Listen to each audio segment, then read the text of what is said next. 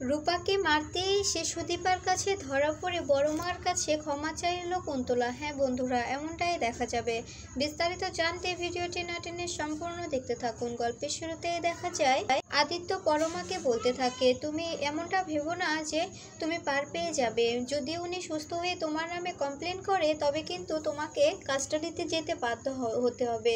তখনই দেখা যায় ডক্টর এলে সুদীপা বলতে থাকে, কি হলো, ওনার কি অবস্থা? তখন দেখা যায় ডক্টর বলতে থাকে, ওনার অনেক বড় একটা অপারেশনের প্রয়োজন আর সেখানে বন্ডে সই করতে হবে। কে বন্ডে সই করবে একটু যদি বলতেন তবে ভালো হতো। তখন সুদীপা বলতে থাকে, আসলে ওনার নিজের বলতে কেউ নেই তো, ওনার কেউ আছে কি না আমি কিছু জানি না, তাই আমি ওনার মেয়ে হিসেবে বন্ডে সই করব, কোনো সমস্যা নেই। এরপরে দেখা যায় ডক্টর বলতে থাকে, তবে তো অনেক অনেক টাকার প্রয়োজন, আপনি কি এগুলো সব দিতে পারবেন? তখন সুদীপা বলতে থাকে, হ্যাঁ আপনি অপারেশনের ব্যবস্থা করুন, সবটা আমি ম্যানেজ করে নেব।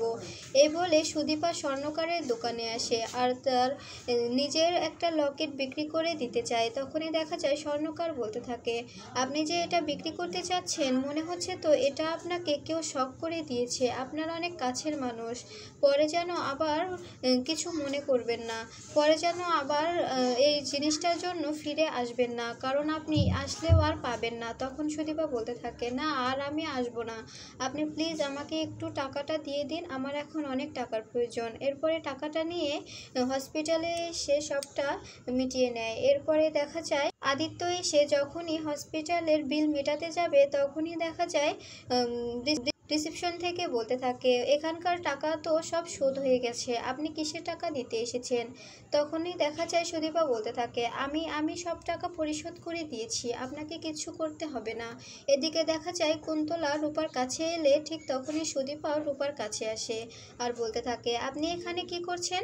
আপনাকে এখানে কে আসতে বলেছে? তখন কুন্তলা বলতে থাকে, আসলে আমি এসেছিলাম ওর মাথায় একটা ঠাকুরের ফুল ছুঁয়ে দিতে। তখন দেখা যায় সুদীপা বলতে থাকে, ও তাই, আপনি ঠাকুরের ফুল ছুঁয়ে দিতে এসেছেন? তখন দেখা যায় আদিত্য সেখানে কথা বলে সবাই বাইরে চলে আসে। এরপরেই সবাই একসঙ্গে দাঁড়িয়ে কথা বলতে থাকে। পরমাকে বলতে থাকে, এবার তো সবটা মিটে গেছে, এবার চলো। এরপরে সুদীপা এলে সুদীপাকে সবাই দোষারোপ করতে থাকে। এরপরে দেখা যায় পরমা বলতে থাকে, এখানে তো আমারও কিছু করণীয় আছে, আমি এখান থেকে যাব না, আমারও তো কিছু দায়িত্ব আছে, কারণ আমার জন্যই তো ওনার এই অবস্থাটা হয়েছে। এরপরে দেখা যায় সবাই চলে যেতে চাইলে তখন ডক্টর যখনই বলে যে আপনারা সবাই চলে যাচ্ছেন, ওনার কাছে কে থাকবে?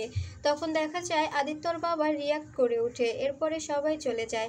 এরপরে দেখা যায় সুদীপা যখনই আবার রূপার কেবিনে আসবে ঠিক তখনই দেখে কুন্তলা সেখানে এসে রূপার মাথায় হাত বুলাচ্ছে।